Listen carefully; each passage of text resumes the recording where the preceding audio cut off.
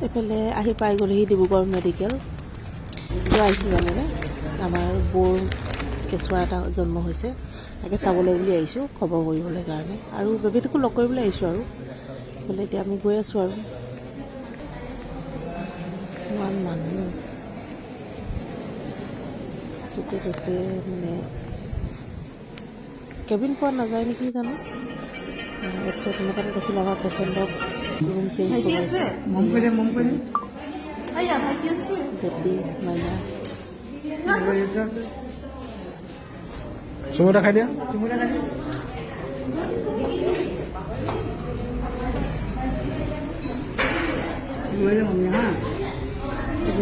এটা খং উঠি গৈছেগৈ। তাৰপাছতে দেখিছোঁ ইমান সৰু সৰু বাচ্ছাবিলাক এই ইফালে সিফালে চবফালে দেখিয়ে ভাল লাগি যায়।